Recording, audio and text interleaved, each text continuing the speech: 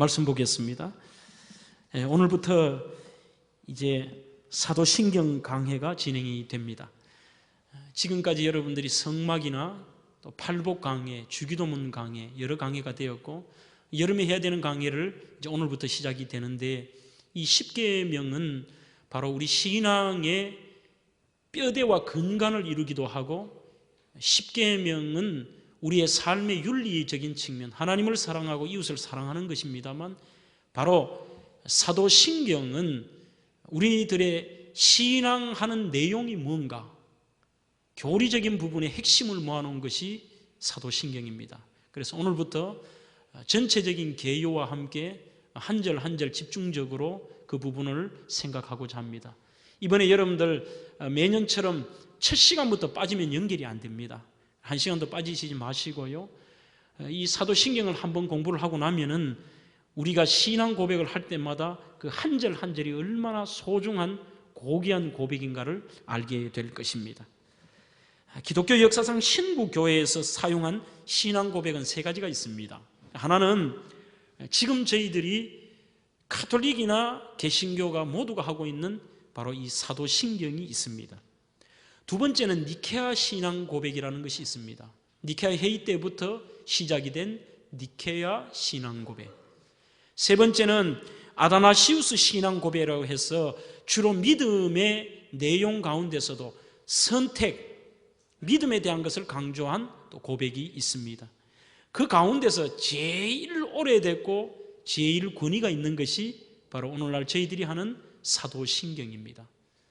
이것이 정확하게 문헌으로 남아있는 것은 한 주후 600년, 지금으로부터 한 1400년경부터는 기록이 확실하고요. 보통 이 사도신경은 주후 120년경에 만들어졌다, 그렇게 생각을 합니다. 어떤 학자들의 책을 보니까 사도신경은 사도 12명이 한 절 한 절씩 그분들이 만들었다 하는데, 그거는 좀 근거는 없는 것 같고요. 어쨌든 사도들이 가르쳤던 초대교회 예수님을 따라다니고 가장 중요한 신앙의 핵심을 알고 있었던 제자들, 그 사도들이 가르쳤던 내용을 요약하고 요약한 핵심이 사도신경입니다. 사도신경은 모든 신학 고백 중에 가장 오래된 것이고 가장 기본이 되는 것이죠. 오늘 이것이 예배 때마다 하는데, 주로 세례를 받을 때 초대교회 때부터 반드시 그 사도신경을 외우고 고백하게 했다고 부릅니다. 당신이 고백하는 그 사도신경의 내용을 100% 믿습니까? 이 말이죠.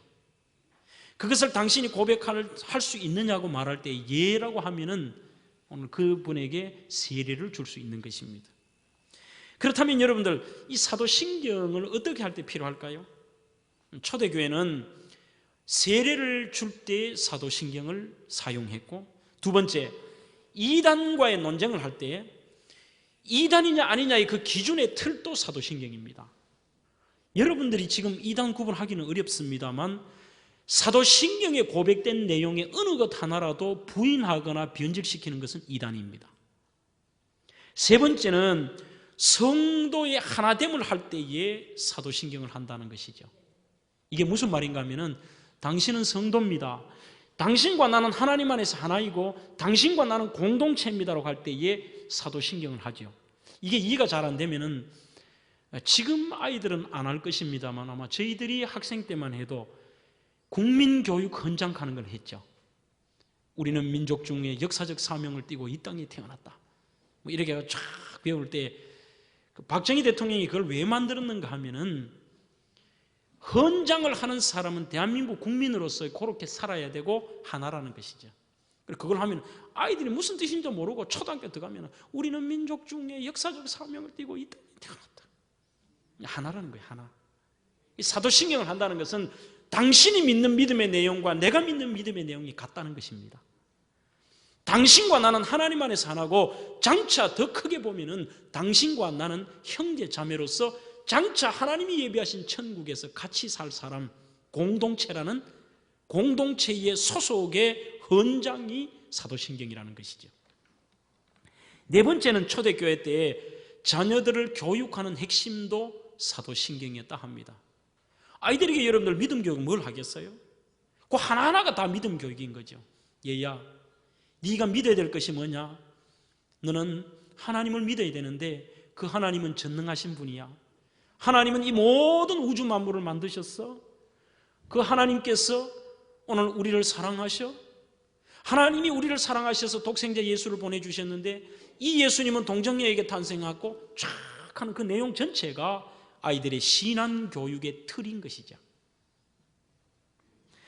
사도신경에서 여러분들 생각에는 제일 중요한 단어가 뭐라고 생각합니까? 저는 믿습니다라는 것과 아멘이라는 두 단어라고 생각합니다.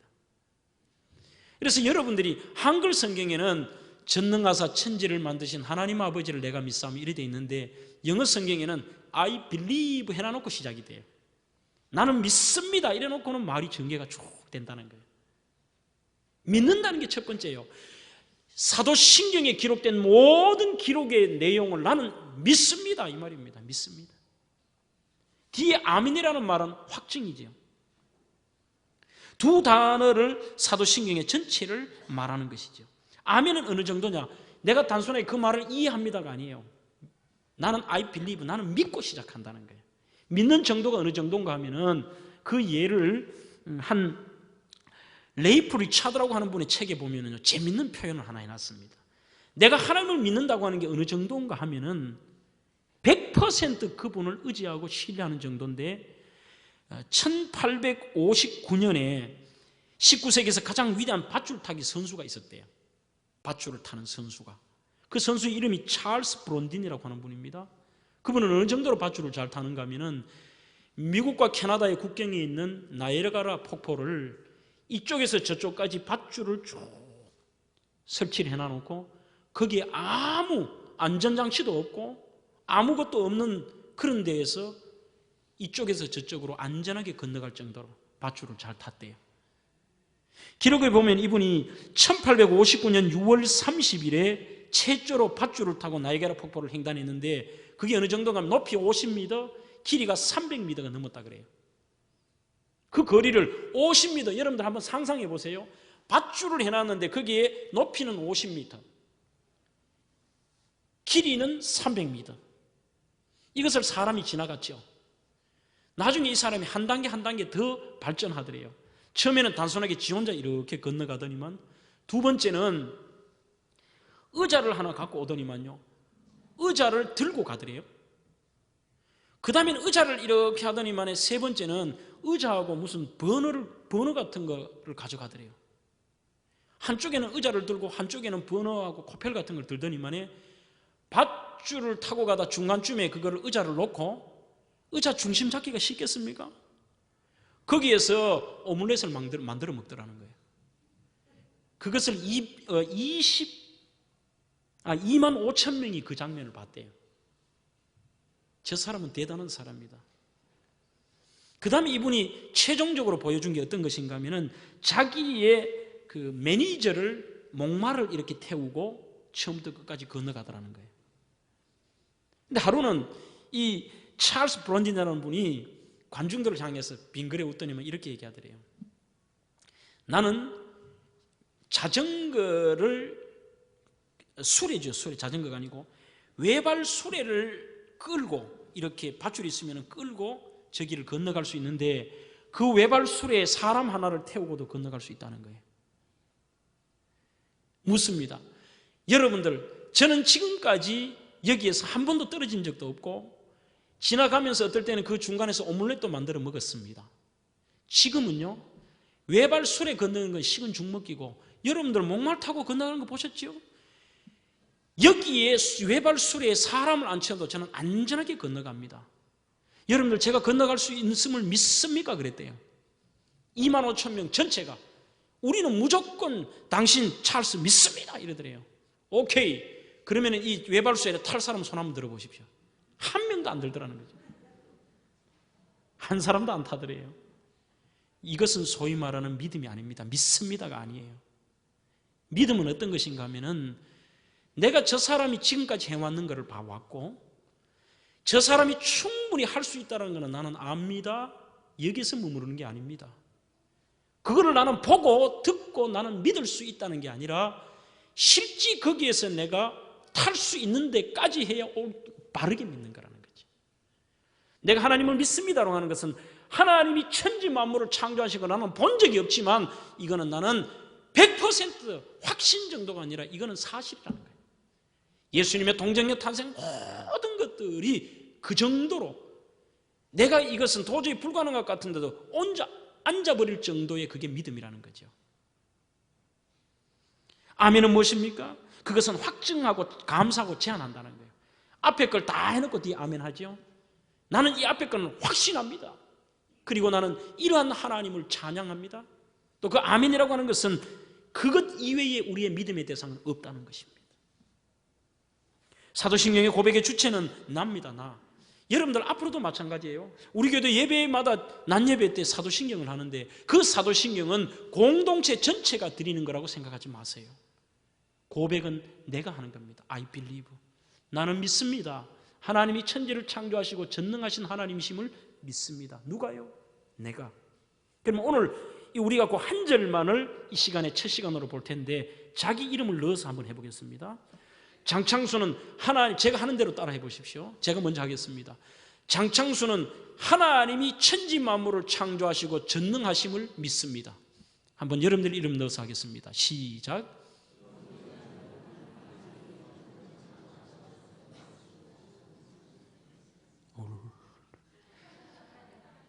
몇 줄 안 되지만 이미 까먹어버린 거예요. 저하고 같이 한 절을 천천히 합시다. 자기 이름, 제가 할 때는 여러분 이름 대십시오. 장창수는 하나님이 천지 만물을 만드신 것과 전능하신 분이심을 믿습니다. 아멘. 이게 사도신경의 첫 번째의 믿음의 대상이고 고백입니다. 그러면은 오늘 첫째 하나님에 대한 이야기를 하고 있는데요. 사도신경은 문구는 많습니다만 다 줄이면은 성부, 성자, 성령 하나님의 얘기입니다. 제일 먼저 하나님에 대한 고백, 예수님에 대한 가장 많은 게 역시 예수님이죠. 예수님에 대한 고백, 마지막에는 성령에 대한 고백. 성령이 우리와 함께 하시고 또 성령이 거룩한 공예를 만들고 모든 것들이죠. 그렇다면 하나님에 대한 고백이 몇 가지가 나오는데 오늘 그것을 집중적으로 한번 살펴보겠습니다. 어떤 하나님이냐? 첫째, 오늘 우리는 무엇을 믿어야 되느냐? 가장 원초적인 거예요. 존재론적인 문제예요. 하나님이 계심을 믿어야 됩니다. 당연한 얘기지만 사회는 그렇지 않죠. 우리의 믿음의 첫 출발점, 내 믿음의 첫 구절, 가장 중요한 단어가 무엇이냐? 하나님이 계시다는 거예요. 이것으로부터 신앙은 출발합니다. 하나님 계신다. 미국의 팍스 뉴스에서 하나님이 계시느냐 안 계시느냐를 조사를 하니까요, 지금 현지 미국의 아이들과 장년들이 92%가 자기들은 하나님이 계심을 믿는다 그랬대요. 근데 제가 이래 보니까 아까 앞에서는 말한 것과 똑같아요. 지식적으로 자기들의 삶이 어릴 때부터 그런 기독교적인 문화가 있으니까 믿기는 믿는데 정말 그 하나님을 믿는다고 저는 볼 수 없다는 거죠. 오늘 여러분들이 하나님이 계심을 믿는다는 것은 단순하게 내가 지식적으로 믿습니다가 아니라 그게 체험했다는 뜻이에요. 안다, 야다, 안다. 성경의 첫 구절은 장엄하고도 단순한 말로 하나님이 계시고 우주의 중심을 말합니다. 태초에 하나님이 천지를 창조하시니라. 거기는 하나님이 창조했다는 것보다 더 중요한 단어가 뭐냐? 하나님이 먼저 계셨다는 거예요. 하나님이 계시다는 거지요. 이것은 논증도 아닙니다. 하나님이 태초에 하나님이 천지를 창조하시나, 이건 선포입니다. 선포. 하나님이 이런 거 보니까 천지를 만든 것 것도 아니에요. 태초에 하나님이 천지를 창조하시니라 선포한 것이죠. 하나님이 계시다는 사실을 마음에 받아들이고 믿기만 하면은 수많은 다른 문제들은 저절로 해결이 다 됩니다. 인생의 문제, 내 고난의 문제, 죽음의 문제, 삶의 문제가 그 한 단어에서 다 해결돼요. 하나님이 계시니까. 마틴 루터의 고백이 제 마음에 완전히 와닿는데요, 그분이 하나님의 계심을 이렇게 감사하고 고백을 합니다. 오늘 제가 잠깐 한번 소개를 해볼게요.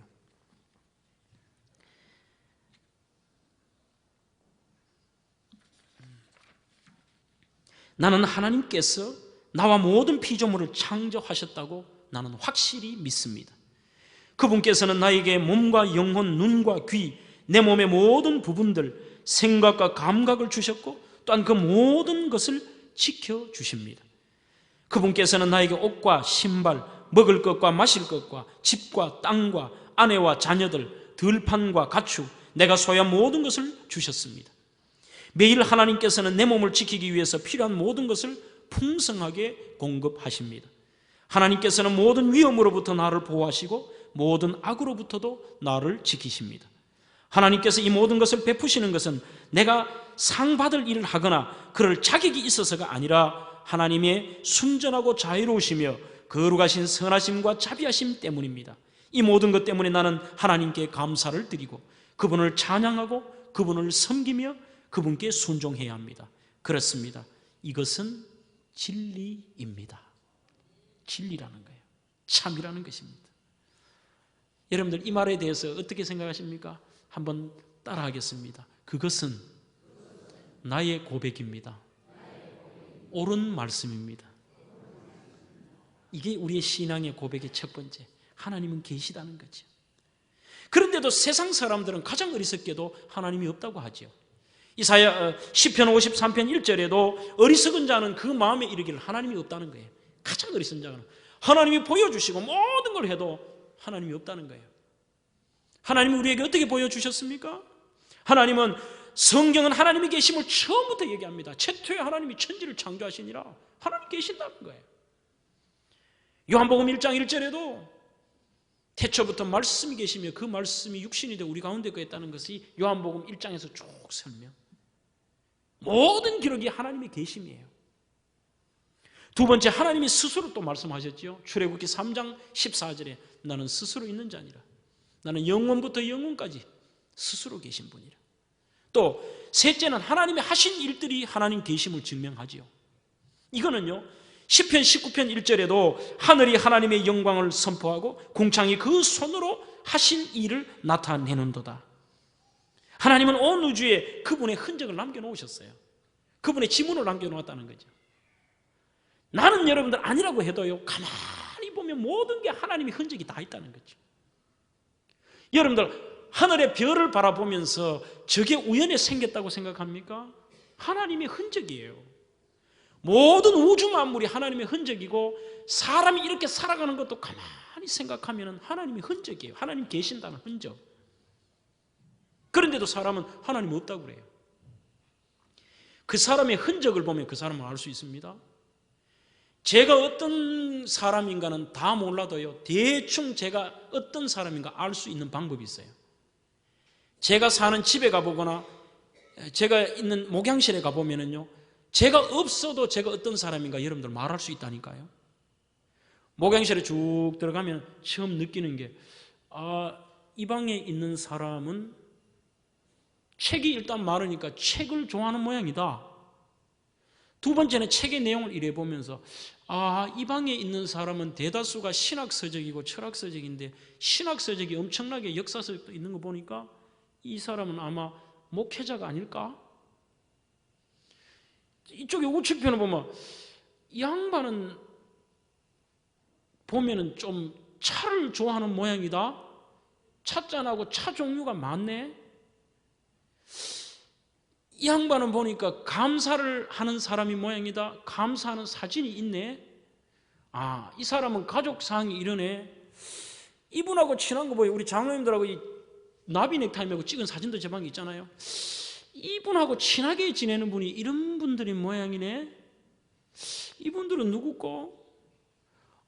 이분의 또 이 방 청소 상을 보니 조금은 지저분한 사람이 모양이네. 그렇다고 제가 지저분한 건 아니고요. 사람들이 제가 없어도 저에 대해서 알 수가 있습니다. 거의 90%는 맞춰요. 그런데도 사람들이 뭔가 이 방에 사람은 없다고 말하지 못하죠. 당장 지금은 없지 않습니까? 그 방에 제가 없잖아요. 하나님이 없다고 하는 사람의 특징이 그런 거라는 거죠. 하나님이 자연 만물을 통해서 우리의 삶을 통하여서 기적을 통하여서 여러 가지의 상황을 통해 하나님 살아계심을 흔적을 보여주고 하나님의 지문이 남아있는데도 어리석은 사람의 특징은 시편의 말씀처럼 하나님은 없다는 거예요. 온 우주가 말하고 있죠. 하나님 계심을 믿지 않는 자는 스스로 속이고 있는 것입니다. 두 번째로 무엇을 믿어야 되느냐? 첫째는 하나님 계심을 믿어야 되고 두 번째는 하나님의 전능하심을 믿어야 됩니다. 전능하신 아버지. 그래서 첫 구절이 I believe, 믿는다 해놓고 나는 전능하사 천지를, 전능이라는 단어가 시작하죠. 하나님의 특징을 단정짓는 그 중요한 단어 중에 거룩 여러 가지가 있습니다만 총칭하면은 하나님의 완전하심, 그 전능하심입니다. 전능은 하나님은 안 계시는 곳이 없습니다. 시간과 공간을 제한받지 않습니다. 하나님은 어디에도 계신다는 거예요. 그러나 사람들이 왜 모릅니까? 하나님은 이곳에도 계셔요. 하나님은 저곳에도 계셔요. 하나님이 여러분들의 가정에도 계시고 여러분들이 이곳은 없다고 하는 순간에도 하나님이 계십니다. 그래서 하나님 계심을 아는 사람들은, 하나님의 전능하심을 아는 사람은 함부로 행동도 안 하죠. 이것이 단추가 끼워지면 다른 건 저절로 끼워져요.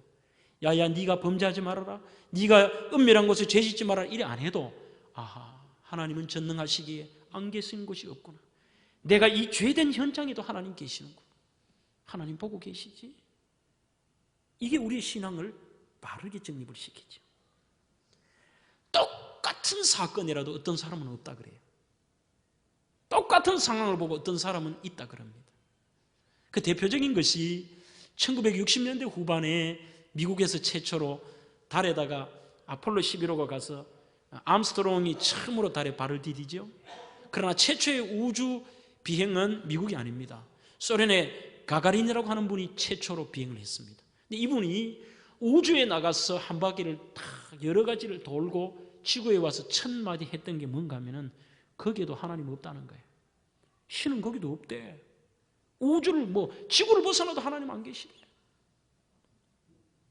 동일한 내용입니다만 아폴로 11호가 달에 가서 내려가지고 갔다 와서 달에 그 아폴로 11호를 총 책임졌던 박사님의 이름이 있습니다. 그분이 닥터 브라운이라고 하는 분인데, 이분이 아폴로 11호가 성공적으로 달에 착륙하고 거기에서 암스트롱이 첫 발을 디디고 이것이 했을 때 그분이 뭐라고 얘기를 한 거면 이렇게 합니다. 이제 남은 것은 기도할 것뿐입니다. 사람이 한 게 아니라는 거예요. 근데 암스트롱은 더 의미 있는 말을 합니다. 자기가 거기에서 지구로 보내었던 내용 중에 이런 말이 있습니다. 하나님을 찬양한다 그러면서 그 다음 한다는 말이 여기에도 하나님은 계시다는 거예요. 여기에 보니까 하나님 계심이 더 확실하다는 거예요.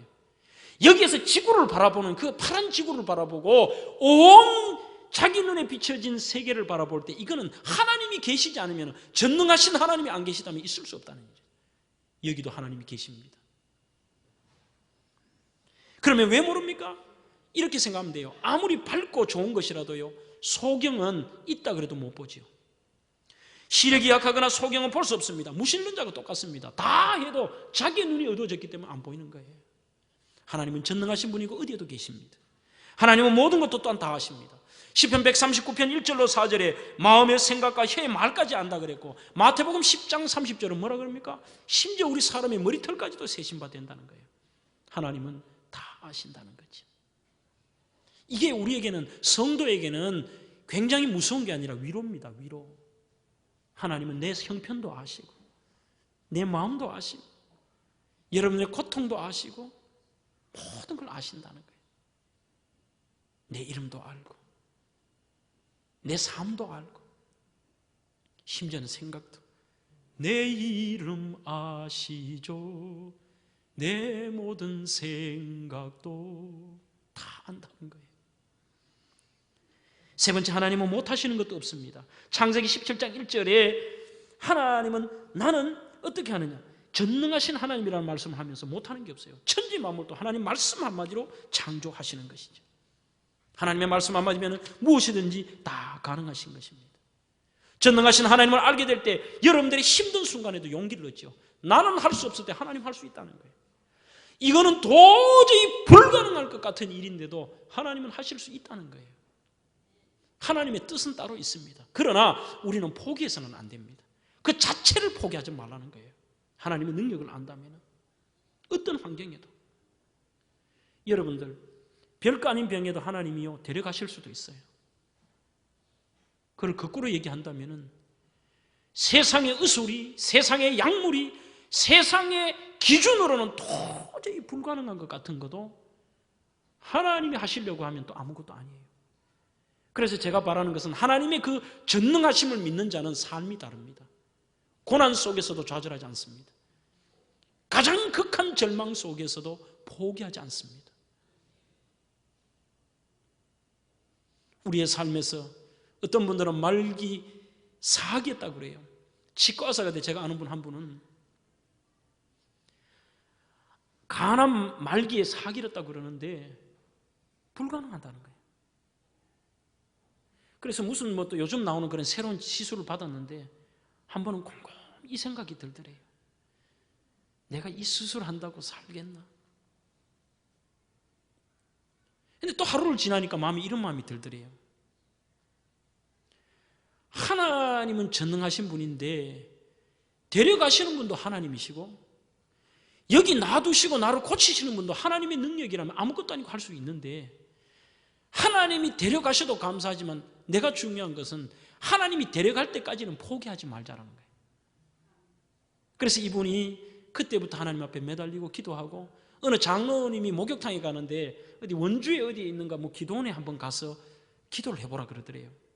아이고 여기 한다고 기도원에 기도한다고 그렇고 뭐 내가 굳이 또 원주까지 간다고 달라지나? 근데 그래 생각 안 하고 이것이 하나님의 음성일 수도 있으니까 전능하신 하나님 앞에 이왕이면 순종하는 마음으로 거기 가서 기도해보자. 그래 기도하는데 거기에 있는 원장 장로님 한 분이 기도 같이 하고 뭐 특별히 안수기도도 아니고요. 같이 기도합시다. 그런데 이렇게 한번 해보라 그러면서 식이요법도 몇 가지 적어주고 여러분들 식이요법 한다고 간암 말기가 사합니까? 인간의 기준으로는 해봤대요. 그냥 한 달이 돼도 뭐 몸에 이상이 없는 것 같고 그런데 또 뭐 아픈 것도 아니고 이상하더래요.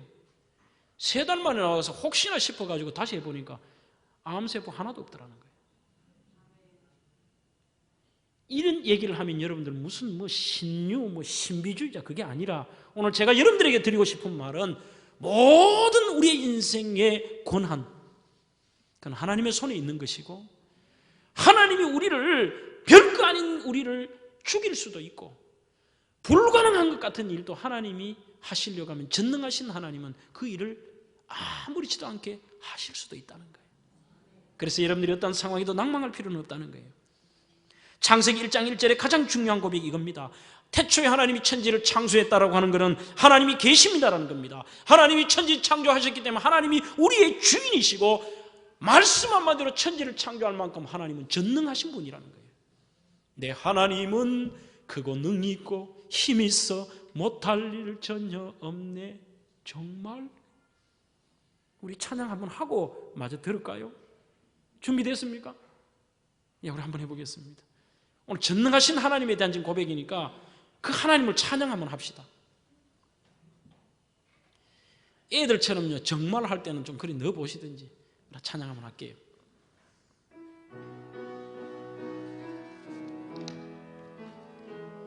내 하나님은 크고 힘이 있고 능히 있어 못할 일 전혀 없네. 정말 내 하나님은 크고 능히 있고 힘이 있어 못할 일 전혀 없네. 정말 저 산들도 그의 것 골짜기도 그의 것 별들도 그의 솜씨. 내 하나님은 크고 힘이 있고 능히 있어 못할 일 전혀 없네. For you and you and you and me. 뒤에 거 갑자기 영어나면 이상하죠? 딴 거 아니에요. 너를 위해서 마지막 나를 위해서 이 말이에요. 전능하신 하나님. 시편 33편 6절에도 주님은 말씀으로 하늘을 지으시고 입김으로 모든 별을 만드셨다. 그 표현이 진짜 하나님이 혹 이런 의미보다는 하나님의 말씀, 그분의 전능하심을 얘기하는 거예요. 모든 우주 만물도 하나님의 말씀 한마디로 만드신 것입니다. 한마디로 모든 것이 견고하게 제자리를 잡습니다. 이 모든 우주 만물이 여러분들 저절로 운행되고 이것이 착착 맞아 들어간다. 그 자체가 완전한 사기예요. 그렇게 저절로 한다는 그게 사기인 거예요. 그러면서 작은 거는 논리를 따지면서 왜 큰 거는 논리를 안 따집니까? 어떻게 이 우주 만물이 이렇게도 아름답게 태양이 떴다가 지고 모든 것들이 순행하면서 역사의 수레바퀴가 굴러갈 수 있느냐? 하나님의 능력이죠. 세상을 창조하신 하나님을 알지 못한다면 여러분들 이 세상에 어떤 것도 알 길이 없습니다. 미국의 청년들이요, 최근에 입고 다닌 티셔츠 중에 이런 말이 있어요. I believe Big Bang이라는 거예요. 빅뱅. 그렇게 써가 다녀요. 나는 빅뱅을 믿는다. 그러면서 거기다가 중간에는 뭐라고 단어 생각하면 BANG, 방. 한국말로는 꽝. 그 말이 이런 뜻이에요. 빅뱅이라는 것은 우주가 폭발해가지고 그 과정에서 우주가 생겼다는 이런 이론 중에 하나인데, 나는 그 저절로 우주가 뻥 터지면서 이렇게 돼버리는 걸 믿고 꽝 하니까 세계가 생겨났다, 그렇게 적고 다니는 거예요. 참 어리석죠. 우리는 모든 출발점을 하나님이 계심, 그분의 전능하심으로 시작이 하면은 모든 문제는 다 풀려요. 다. 심지어는 내 지금의 삶의 문제도 거기서 풀리는 겁니다. 나는 절망이지만 그 전능하신 하나님 입장에는 아무것도 아니라는 거죠. 아무것도 아니에요. 하나님을 믿고 알지 못하면 누구도 우주와 삶에 대한 어려운 질문에 해답할 수 없습니다. 오늘 제가 여러분들에게 3가지 질문을 드릴게요. 여러분들은 다 답할 수 있을 건데 세상 사람은 하나도 어렵다고 철학자도 대답 못합니다. 첫째 질문, 나는 어디서 왔는가? 어떻게 대답할 거예요? 세상 사람들의 기준은 이렇습니다. 어디 왔노? 엄마 뱃속에서 왔지. 엄마 뱃속은 그럼 그거는 뭐 엄마 뱃속은 왜 생겼노? 아버지 엄마가 뭐 밤에 뭐 알콩달콩 하다 보면 생겼겠지 뭐 우연히. 그럼 그전에는 어떻게 된 거예요? 사람이 답 못 줘요. 여러분들은 나는 어디서 왔나? 대답해 보세요. 어디서 오셨어요? 어디서 오셨나요? 엄마 뱃속서요. 맞아요. 엄마 뱃속에서 왔어요. 중요한 것은 우리는 하나님이 보내주셔서 하나님이 이 땅에 보내주신 거예요. 엄마 아빠를 통해서. 그런데 그 뒤에 걸 모르고 그것만 보는 거예요. 앞에 눈에 보이는 거. 두 번째 또 질문합니다. 나는 지금 어디에 있는가? 아이고 목사님도 지금 예배당 앉아있지 어디 있긴 어디 있는겨? 나 어디 있는가? 우리 집에 있지 어디 있는겨? 내가 지금 무엇을 해야 되고 내가 지금 어떤 일을 하고 있고 내가 뭘 해야 되는가 모릅니다. 답을 잘 못합니다. 뭐 죽지 못해 살죠. 뭐. 세 번째 질문은 진짜 대답을 하나님께서는 답을 못 줍니다. 나는 어디로 갈 것인가? 여러분들 죽으면 어디로 가십니까? 모르니까 이 세상 사람들은 그런 노래 한다니까요.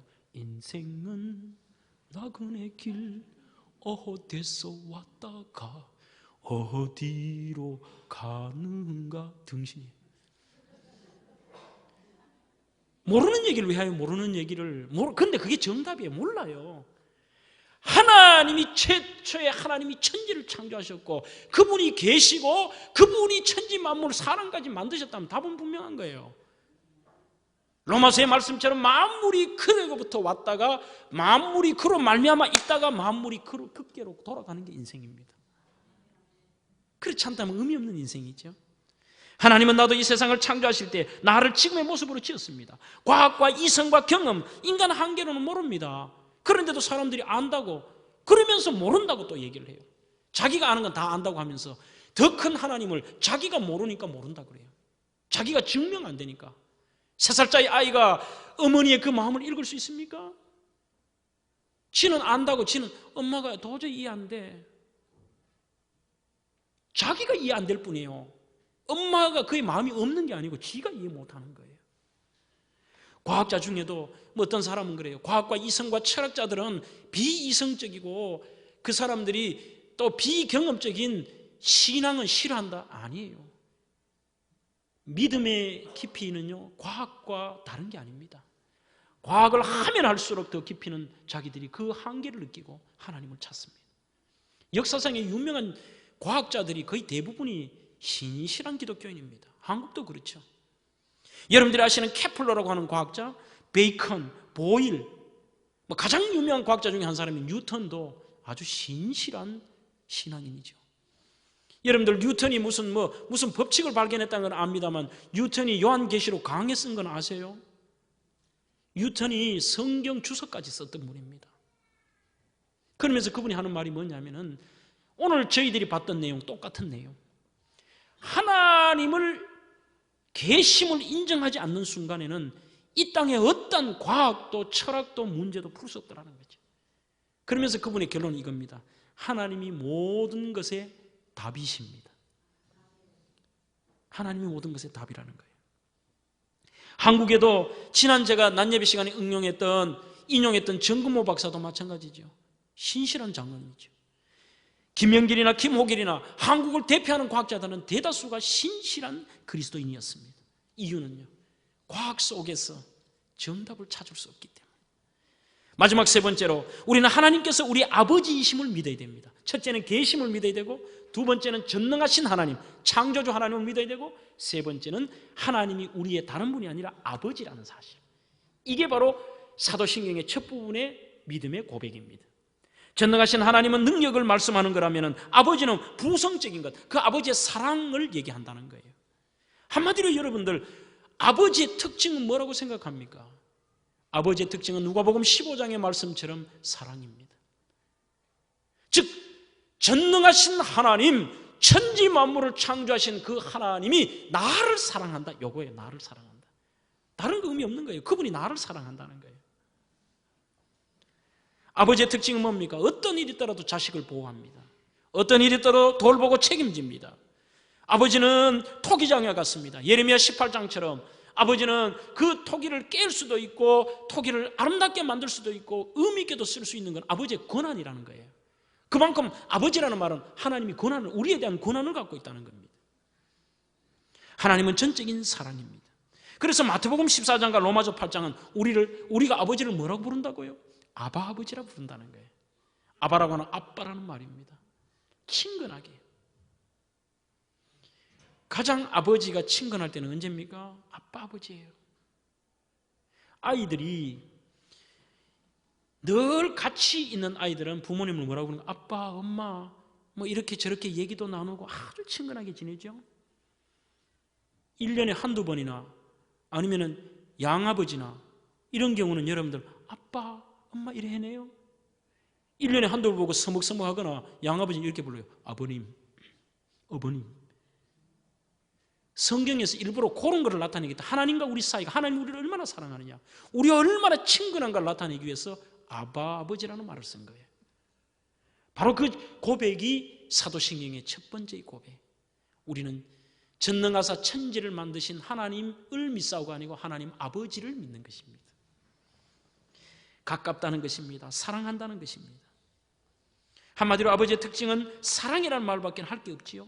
독생자 예수 그리스도를 보내주셔서 십자가에 죽기까지, 로마서 5장 8절에 우리가 아직 죄인 됐을 때에 그리스도께서 우리를 위하여 죽으심으로 하나님께서 우리에게 대한 자기의 사랑을 확증했다.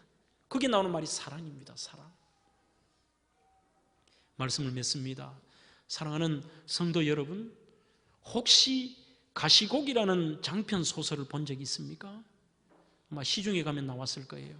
그 가시곡이는 내용을 다 소개할 수 없지만 간단하게 이런 내용입니다.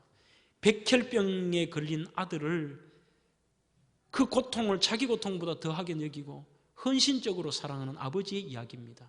근데 가시고기라는 고기가 그렇대요. 가시고기는 알을 놓고 나면은 엄이 가 있고 가시고기는 떠나버린대요.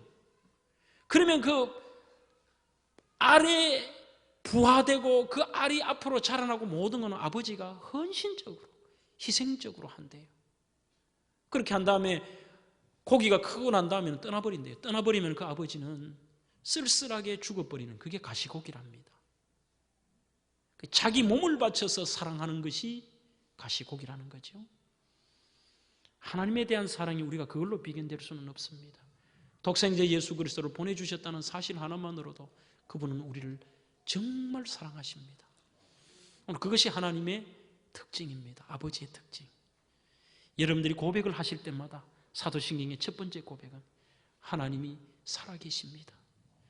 전능하신 하나님께서 천지를 창조하시고 내 주인이 되십니다. 내 삶의 문제도 해결하실 수 있습니다.